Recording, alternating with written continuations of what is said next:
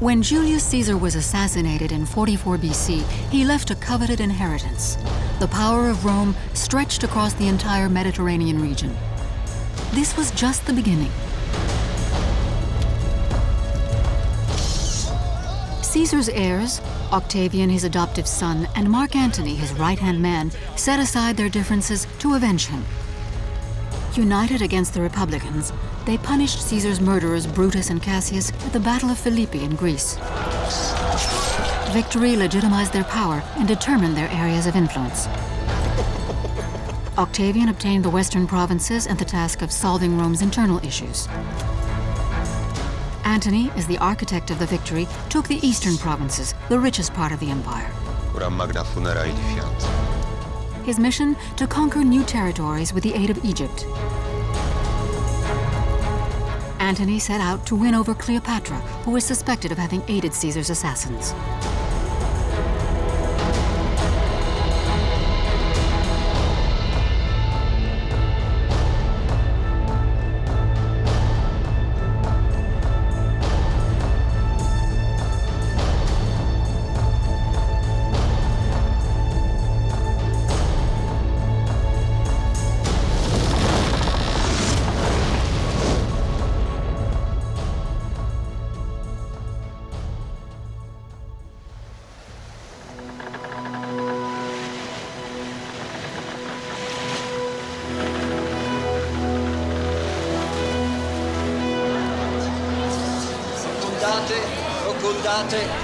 Rocondate.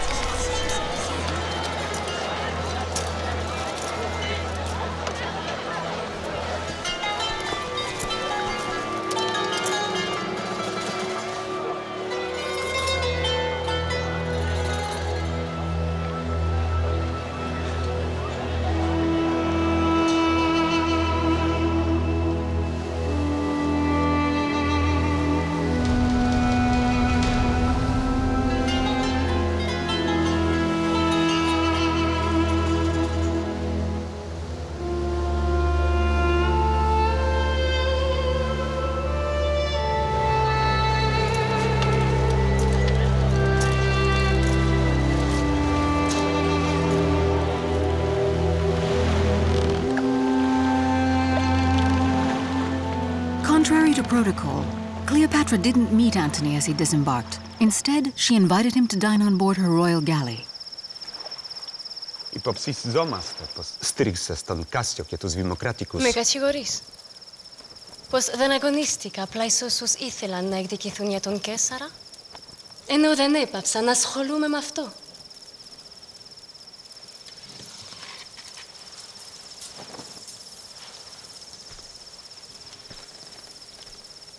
Ήμουν δεμένη με τον Καίσαρα.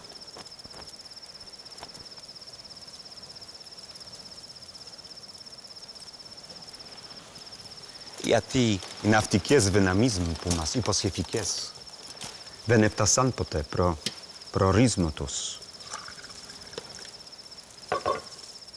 Θέλουμε να ξέρουμε την πραγματική θέση της Αιγύπτου και της Κλεοπάτρας.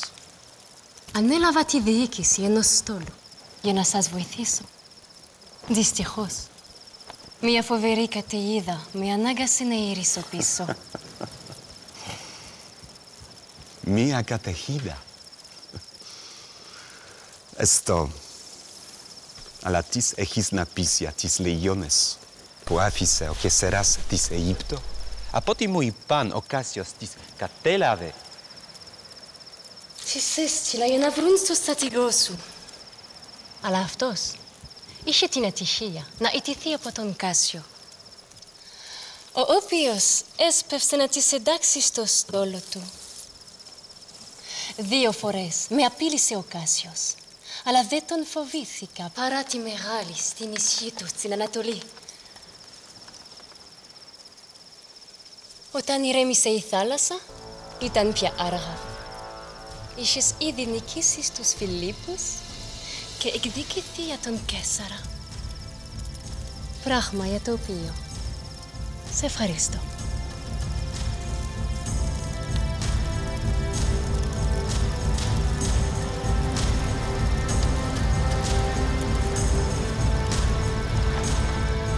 Antony followed Cleopatra through Egypt.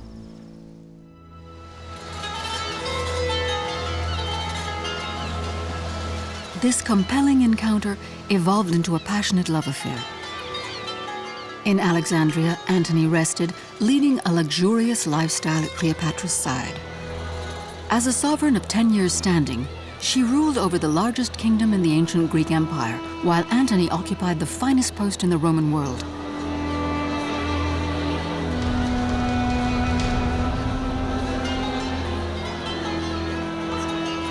Brilliant, cultured, and attractive, Antony and Cleopatra believed they were fated to be together. Every day they showered each other with boundless gifts and pleasures. Cleopatra was never at a loss to provide a new kind of activity or performance to entertain him. The Queen of Egypt and Rome's greatest warrior fell equally under each other's spell. Totally enamored, one never left the other's side. Ce coup de foudre entre Antoine et Cléopâtre à Tarse a fait couler beaucoup d'encre. Les historiens antiques ont parlé de manipulation de Cléopâtre. Elle aurait ensorcelé Antoine. Elle aurait fait de lui son pantin afin de réaliser ses propres rêves de grandeur et de domination.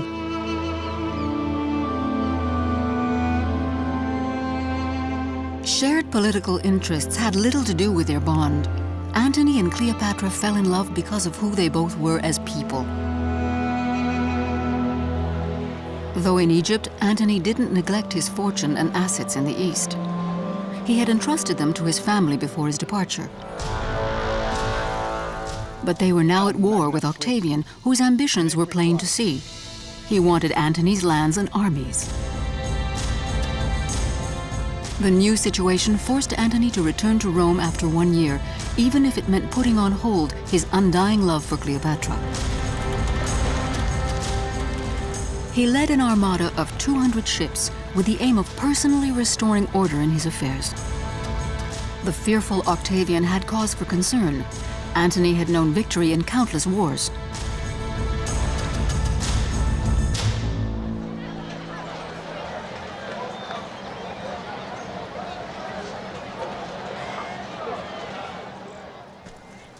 Octavian proposed reconciliation, a smartly thought-out political arrangement which would be hard for Antony to accept.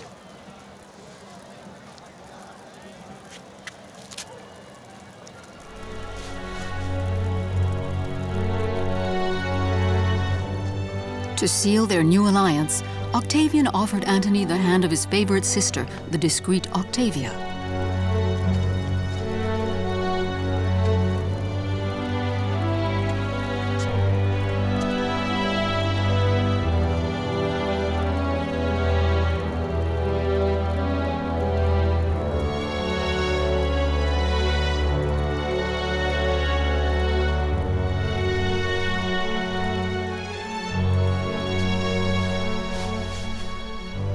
Through this arranged marriage, they became members of one family.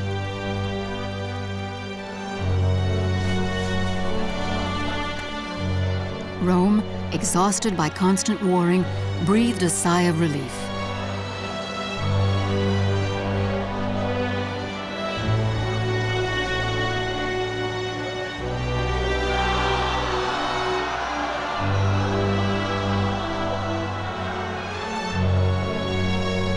Antony spent 3 years at the side of Octavian's sister, his heart torn by the memory of Cleopatra. He reminded Octavian of their tasks, decided when the empire was divided. In the west, Octavian was to rid Italy of Sextus Pompey and his troublesome bands of pirates, while in the east, Antony was to defeat Parthia in order to continue Caesar's conquests. Each would help the other, Antony by sending ships to Octavian, Octavian by dispatching 20,000 men to Antony. Antony returned to the east.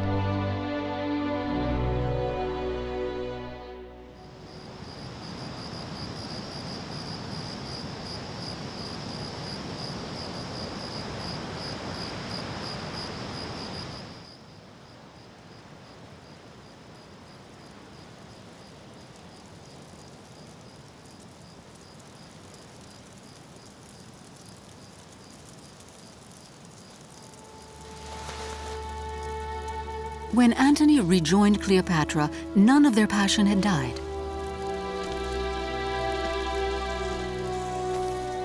With the sweetness of life in Egypt, he was confronted by two antagonistic visions of the world, East and West. Torn between Roman and Greek culture, Antony had to choose. At that point, he didn't know he would never return to Rome. Here he led the life of an Eastern prince. Rome criticized him, that he knew, but he paid little attention.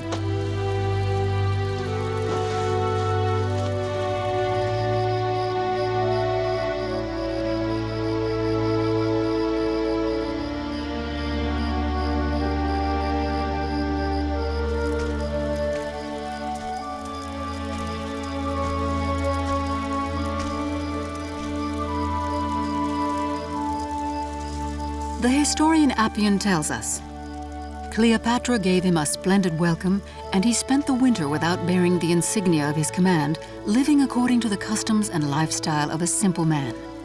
He set aside the concerns and functions of a general and began to wear the square toga of the Greeks rather than that of his own homeland. He spent his days visiting temples and gymnasiums and in discussions with philosophers. He passed time with Greeks in the company of Cleopatra, whose side he rarely left. Antoine se voit alors comme un nouvel Alexandre, partant à la conquête de la Perse. En plus de la libre disposition des ressources de l'Égypte, il voit dans son union charnelle avec la prestigieuse héritière des pharaons et des Ptolémées un thème de propagande susceptible de rallier à sa cause tous les peuples de l'Orient hellénistique. Sun and Moon, Alexander Helios and Cleopatra Selene. Their twins were born during Antony's absence. Finally, together they began to bond.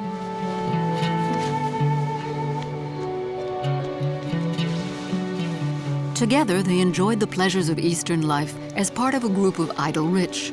The so-called Order of the Inimitable Life defined those who lived on a par with the gods in luxury and excess.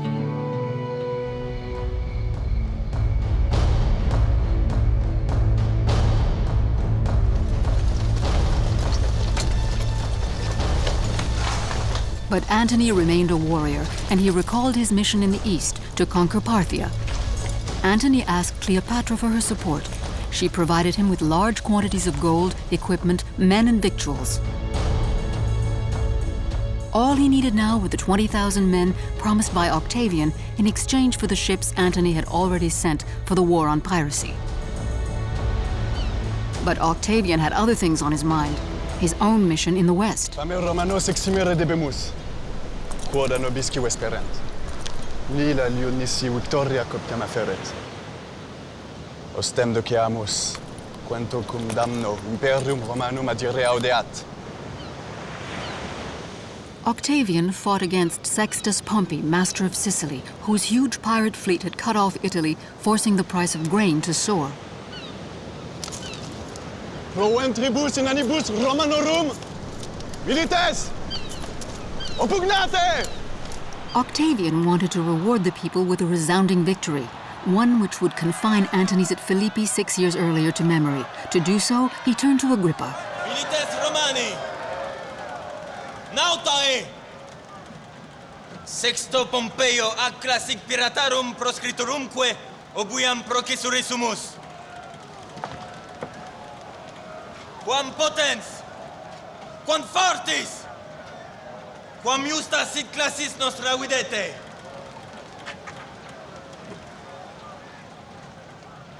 Adversarius quiden, nihilo copias nostras aestimat. Viscentiam nostram atque usum nauticarum rerum iridet. Quoniam quantum copiae nostrae exercitatae sint, quam acutis in gladi non cognovit. In aeterna gloria sit Caesar Octavianus!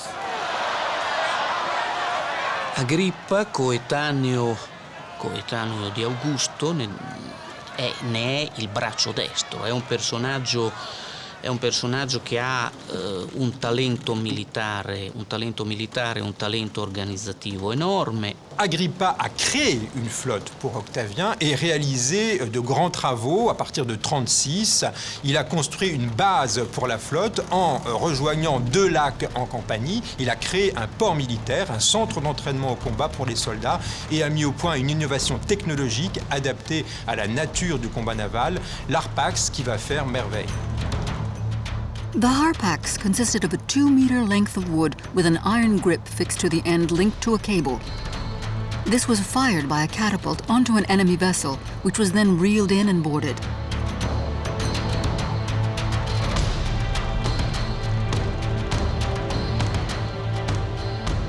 In spite of their superior speed and maneuverability, the enemy ships became sitting ducks.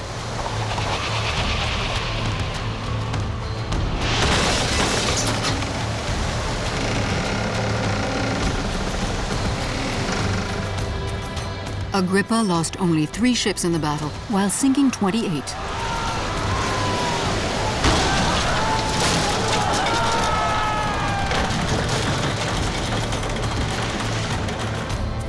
Octavian had completed his task and strengthened his hold over the West.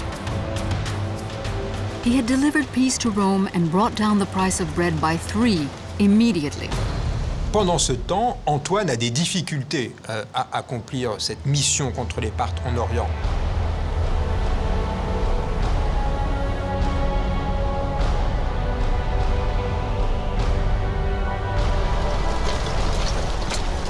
Antony had rushed into war against the Parthians. He engaged the enemy on several occasions, but the bravura of his men wasn't enough, and he met with defeat after defeat. Exhausted by this difficult campaign, Antony lost a large part of his army. L'une des raisons de son échec tient certainement au fait que les troupes d'élite dont il avait besoin et que Octavien s'était engagé à lui envoyer, ces troupes d'élite, en réalité, ne sont jamais arrivées. Octavia, Antony's estranged wife, eager to help her husband, nevertheless persuaded Octavian to send 2,000 men as reinforcements. The devoted Octavia accompanied the convoy herself to Athens, but Antony, furious at not receiving the 20,000 promised men, refused to see her and repudiated her at distance. Such a terrible affront confirmed the split between Antony and Octavian.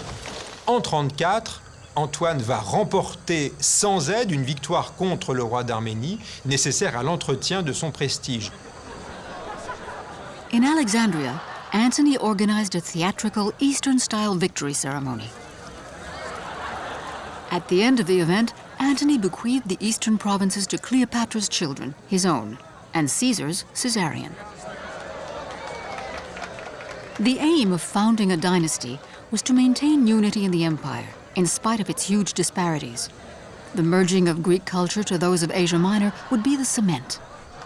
These so-called donations of Alexandria spoke of the future, even of the lands yet to be conquered, but in Rome, these held a very different resonance.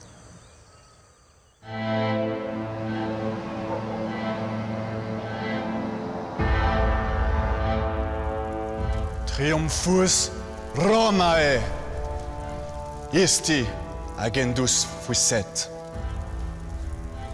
Romanus non iam fit Antonius. Qui paedici suae progenieque rem Romanam tradidisse ausus est. Et amen. Ab initiis tantum isti obsecutus sum. Ut cum eo imperium consociavisem, ut ei sororem meam collocavisem, ut ei legiones praebusem.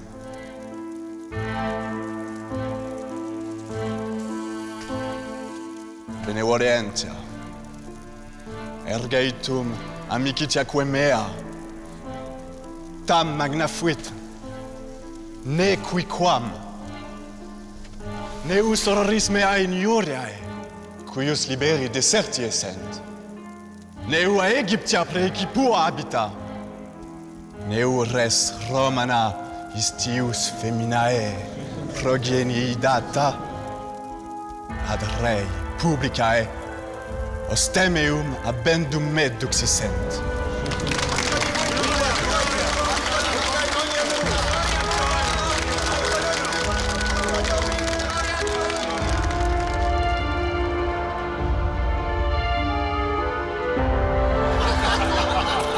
Αυτή ψάρια ήταν καταλαπτική.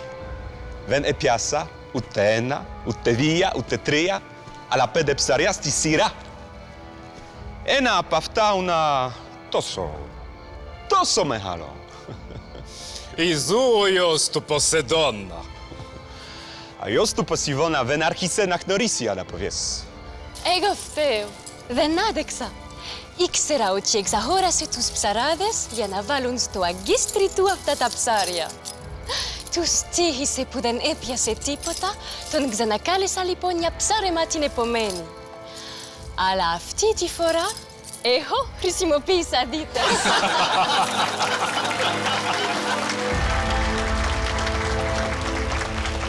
Cleopatra, autem Aegyptia, facinorum causa, populi Romani, ostitiam abenda est. Antonio, abista improbissima meretrice, sub actum esse fama fert, qui non solum beneficia misericordiamque nostram nil spectat, sed etiam feminae serus a bello pericolisque sumis sua sponte non aborret, et etiam contra ciues, contra patriam, pro domina bellum infert,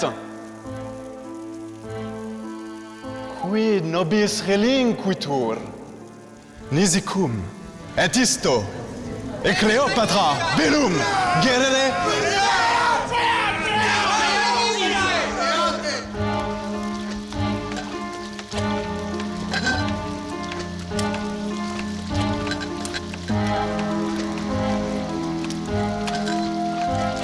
Έριξα λοιπόν το καλάμι μου και τσιμπίτσε και non ήμουν χαρούμενος και υπερηφάνος για τις ψαραυτικές μου.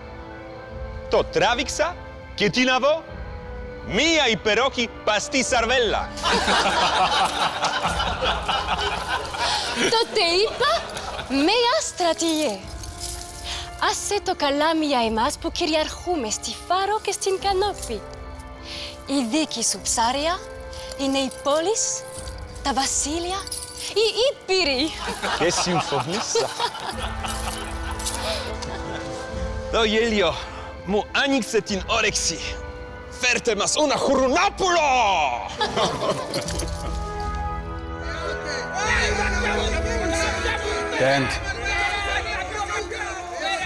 Dent operam consules, ne quid res publica detrimenti capiat.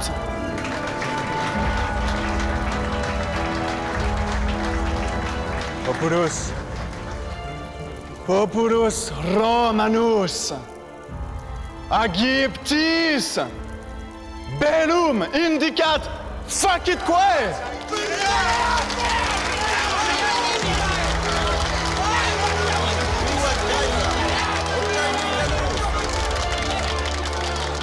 Octavian brilliantly held himself up as the defender of Romanness and disguised a new civil war as war against a foreign enemy, Rome against Egypt, but in other words, Octavian against Antony.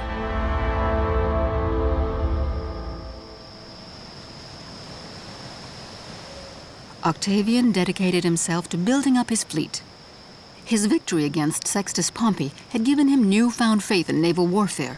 More and more, he began to imagine himself as sole ruler of Rome. His patient and meticulous propaganda campaign against Antony was bearing fruit. Public opinion backed him, as did his 2 trusted childhood friends.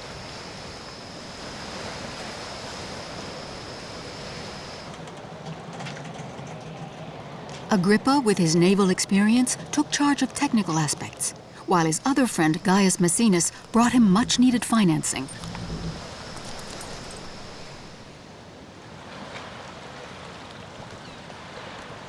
Informed by their spies of Octavian's preparations, Antony and Cleopatra knew that war was inevitable.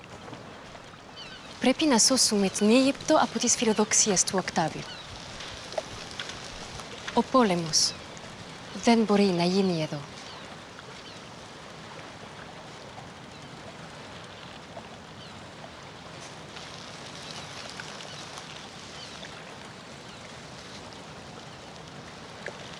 Επιτυχία σημαίνει δράση. Ας τολμήσουμε να χτυπήσουμε την καρδία της αυτοκρατορίας.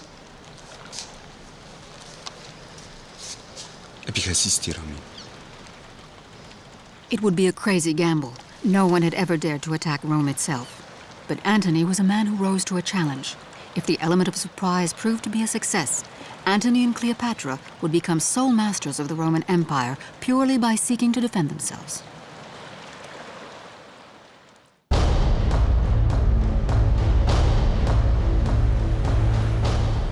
Their imposing fleet, built at great expense, put to sea. It numbered 500 heavy warships and 300 transport and cargo ships. Antony and Cleopatra had embarked with 75,000 infantrymen, 25,000 auxiliaries, and 12,000 cavalrymen, but also part of the treasure of Egypt as a war chest.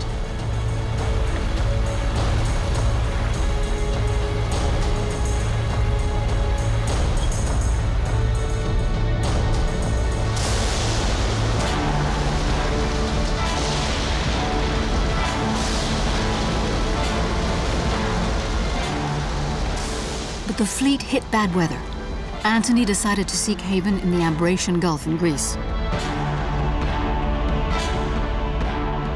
It was ideal for wintering. It was a large, open stretch of water linked to the sea through a strait overlooked by the port of Actium. Antoine installe son camp, rassemblant déjà une vaste armée sur le promontoire d'Actium, dans la partie plate au sud du goulet.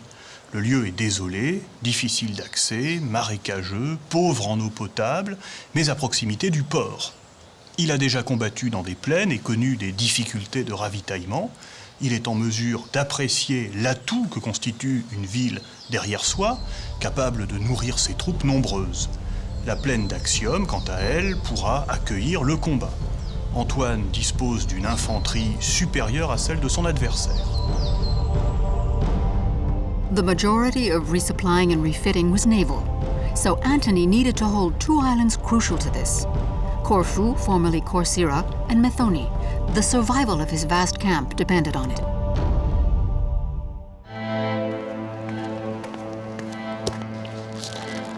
Agrippa again wicked, Bocum aurorum again keep it.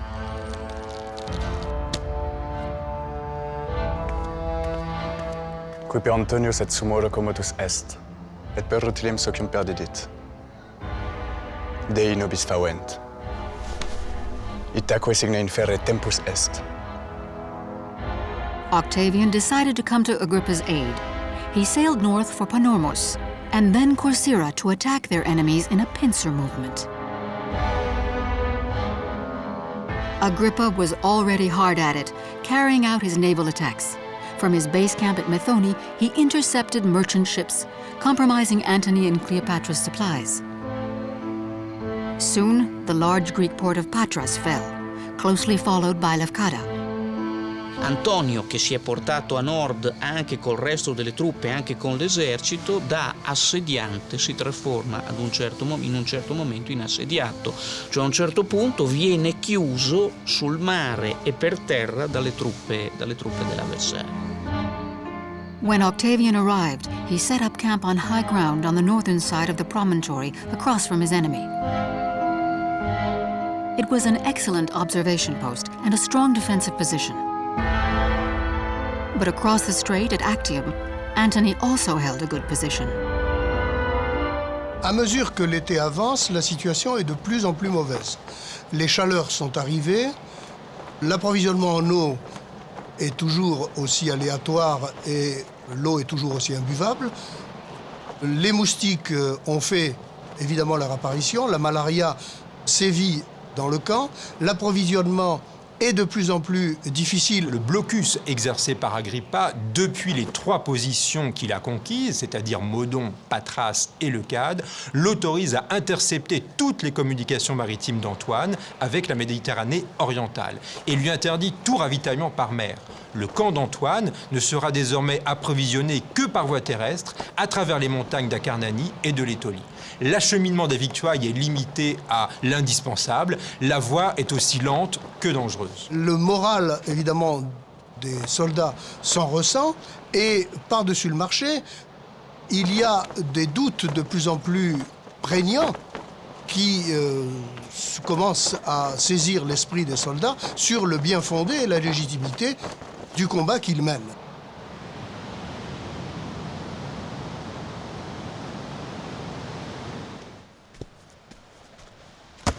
Imperator, non nullos minides appleandimus, ad Octavianum transfugentes.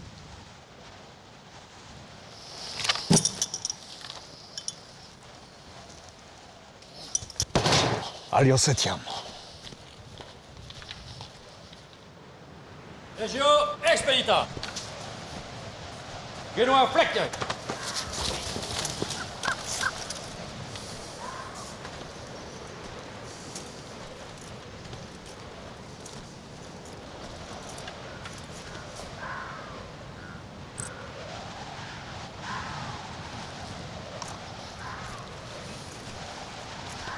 In onum bellum iudicum, in preditores datur!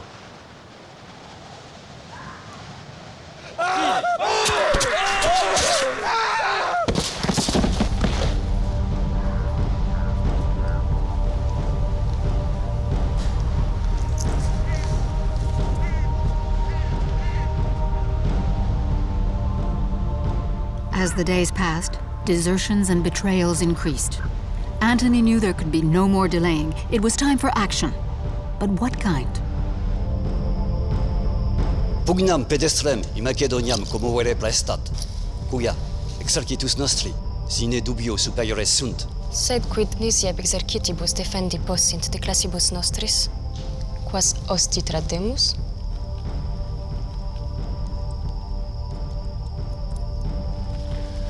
Rem colgitur sum, cum noctis consilio.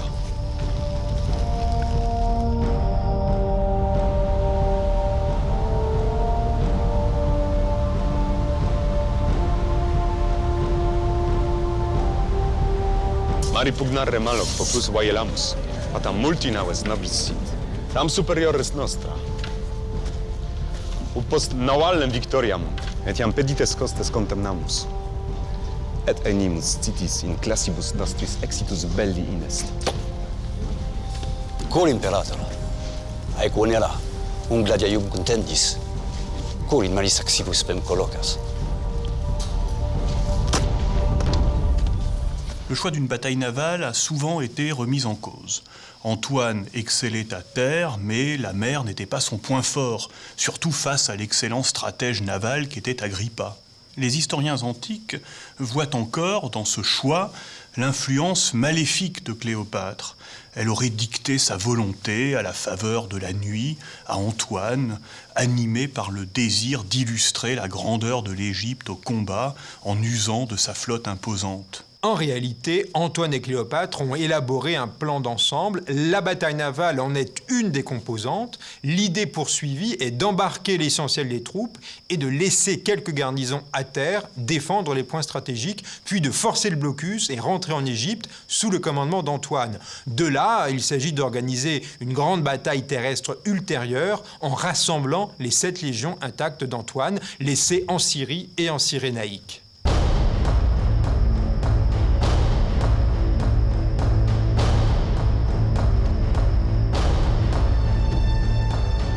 Firstly, he was to sail out towards Agrippa's large fleet, causing a diversion and allowing Cleopatra's royal squadron to take flight with the treasure. Secondly, he was to join her and give the signal for the rest of the fleet to follow. Then, together, they could sail to the south of Greece and onwards to Alexandria. The land forces at Actium, which had been unable to embark, would have to march south to meet them. Ce plan n'était pas absurde. Attendre, c'était perdre. Se replier, c'était reconnaître l'échec sans l'honneur du combat et augmenter les défections déjà nombreuses. Le combat naval était la solution. The chosen solution meant keeping only the warships and scuttling all the transport and cargo ships. Only 230 vessels of the 500-strong fleet were suitable for battle. The cargo ships were set fire to, while the war chest was secretly transported to Cleopatra's galley, along with sails, masts and rigging. Là, ce qui est surprenant, et qui a dû évidemment attirer l'attention, peut-être pas des soldats parce qu'ils connaissent pas grand-chose à la marine, mais en tout cas des équipages, c'est qu'on a laissé à bord les agrès prêts à être, et les voiles prêts à être dressés, ce qui signifie que Antoine évidemment avait l'intention de les hisser pour s'enfuir, mais ça signifiait effectivement que c'était un plan parfaitement organisé et prémédité.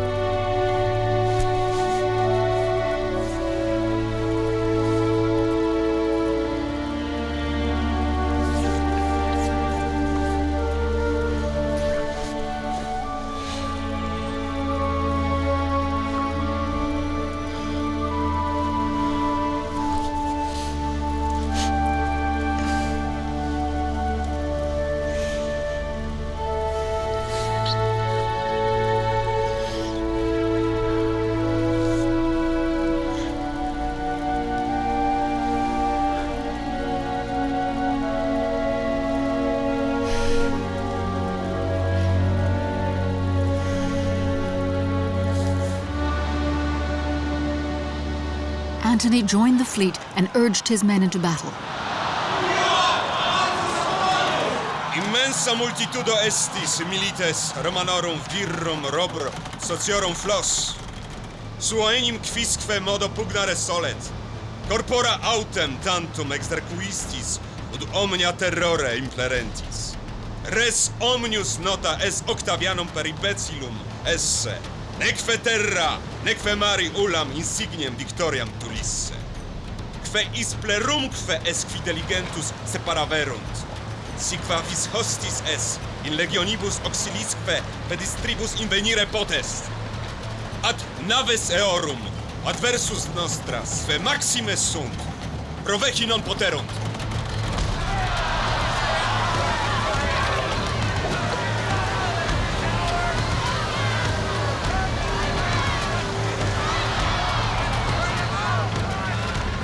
Antony commanded 3 squadrons, notably the right wing facing off against Agrippa, his most fearsome enemy at sea. On the left wing was Cassius, ready to attack Octavian, while the center squadron stood off. Cleopatra was to the rear of these with her 60 vessels. Octavian had the advantage in numbers, with 400 ships to Antony's 170, a ratio of 3 to 1. Alors, à cette époque, un combat en mer ressemblait à un combat terrestre. Une quinquérème ou une heptère s'assiège telle une place fortifiée. Les vaisseaux ressemblent à des forteresses flottantes et s'affrontent en ligne au son de trompettes. Le but est de charger l'ennemi de travers, si possible, et d'éventrer sa coque à l'aide de l'éperon de bronze, le rostre, se retirer et laisser la voie d'eau couler le navire. Ou au moins immobiliser l'adversaire, puis procéder à l'abordage. Évidemment, puisqu'il a embarqué les agrès et les voiles, ça signifie que la réussite du plan d'Antoine dépend essentiellement de la présence de vent. Et le vent, en cette saison, est un vent qui prend l'Adriatique depuis le nord et qui va lui permettre de prendre le large. Sauf que, ce jour-là, le vent tarde à se lever.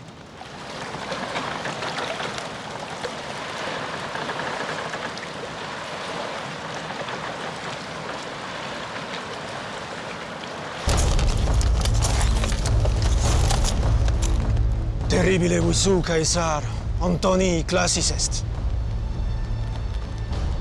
Nolite autem existimare, Maximas naoes cum altissimis moeniis, virtutem vestram exequare posse. Quodis autem navis, ipsa unquam aliquem vulneravit vel interficit.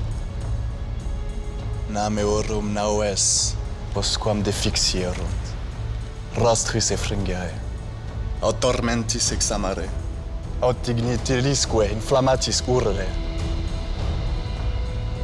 Nobis, facile erit. Non opus erit.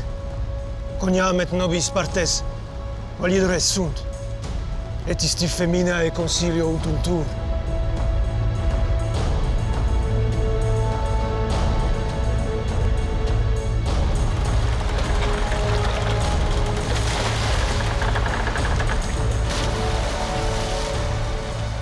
Around noon, the wind finally rose. The ships of Antony's left wing were ready. The wooden giants began to move forward.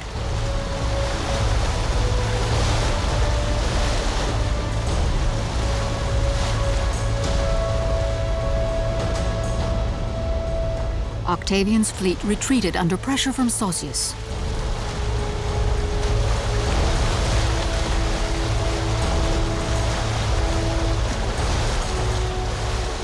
And Agrippa's on the other wing did the same.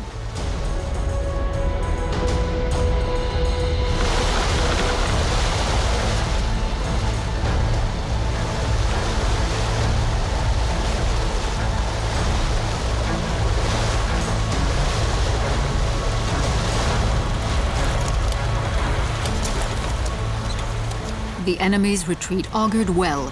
Even Agrippa was retreating. Was he afraid of Antony's war galleys?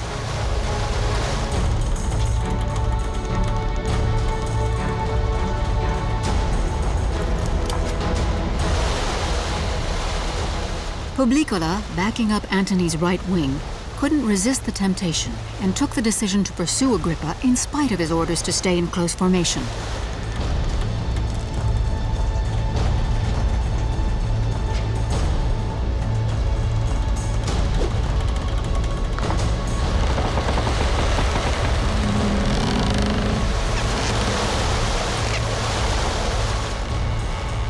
Against all expectation, Agrippa suddenly halted his fleet and changed the direction of his oars.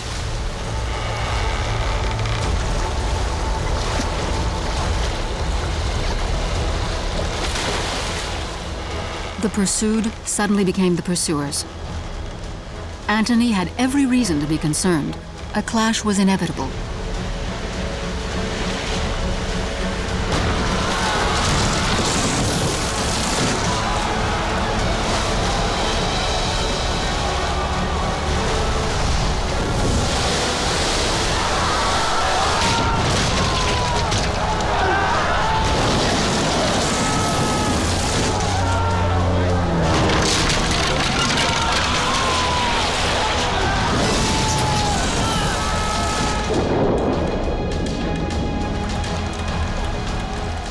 Agrippa intended to stop their escape.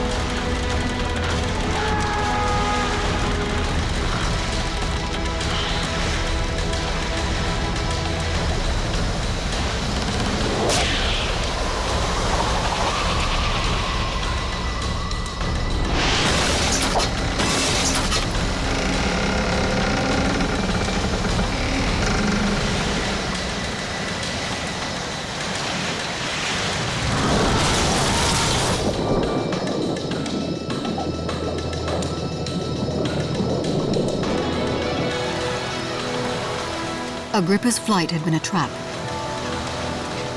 In spite of the secrecy in which Antony and Cleopatra had formulated their plan, they were betrayed by one of their council the previous day, who had revealed their intentions to Octavian.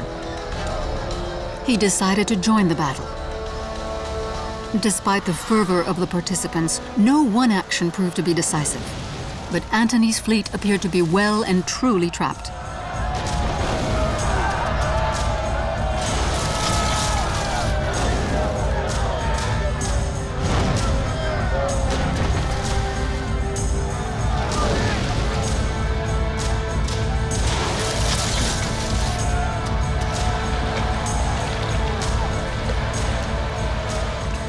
From her galley, Cleopatra observed the unexpected turn of events and reacted with gusto. Unfazed by battle, she decided to go with the initial plan and force the blockade.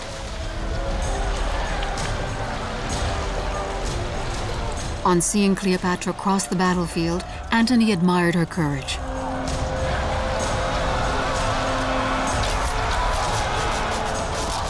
All around, the battle raged.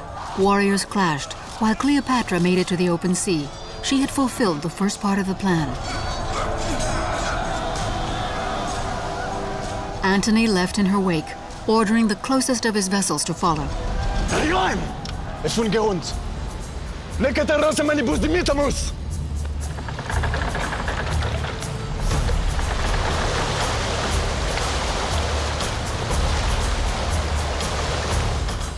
Ignes inferte.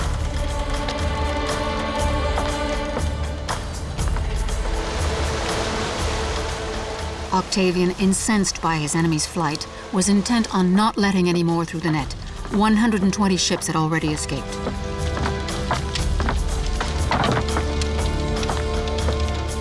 Tere, cum sconficchiamos?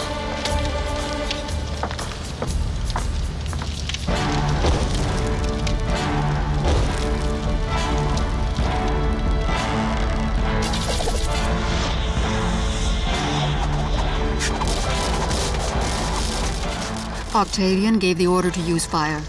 There would be less war booty, but the result would be assured. Agrippa followed orders and used inglorious fire, making the remainder of Antony's fleet unsalvageable.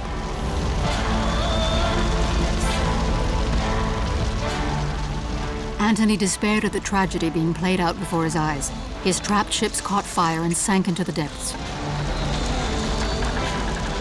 The wing commanded by Saucius was blocked on all sides, a position which ended all hope of joining him and resolved Antony to flight. 40 vessels sank or were burned. The others surrendered, but 12,000 men lost their lives in the waters of Actium.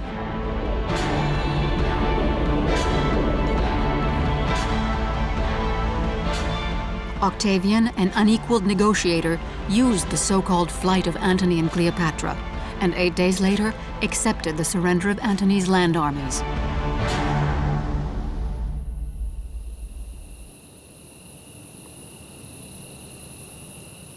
Octavian was at the gates of Alexandria. Annexation was imminent. Antony, deprived of all hope of revenge, renounced the company of his men.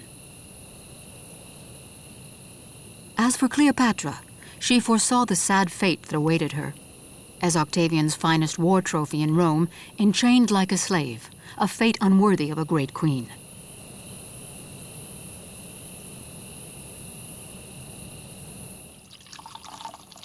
Cleopatra came up with the idea of spreading news of her death throughout Alexandria to discourage any reprisals against her.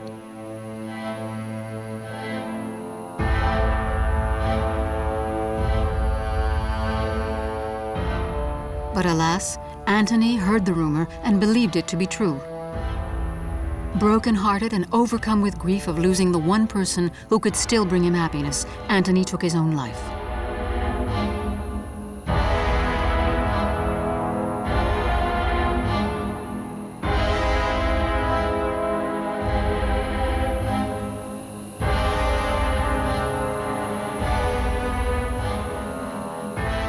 News reached Octavian that Cleopatra was unable to eat due to the distress of having caused her lover's death and had become seriously ill. On Antony's tomb, she confided,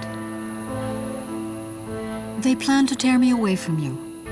As long as we lived, nothing could separate us. Hide me in this earth with you. Let me share your tomb. Of all the ills that have befallen me, the worst, the most frightful for me, has been the time I have lived without you."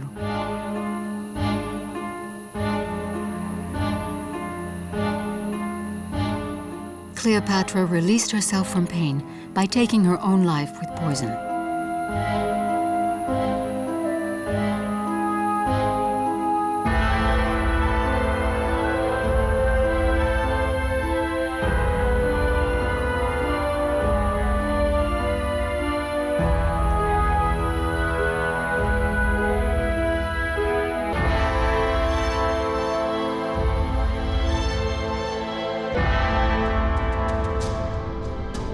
Octavian had Caesarion, the son of Cleopatra and Caesar, executed.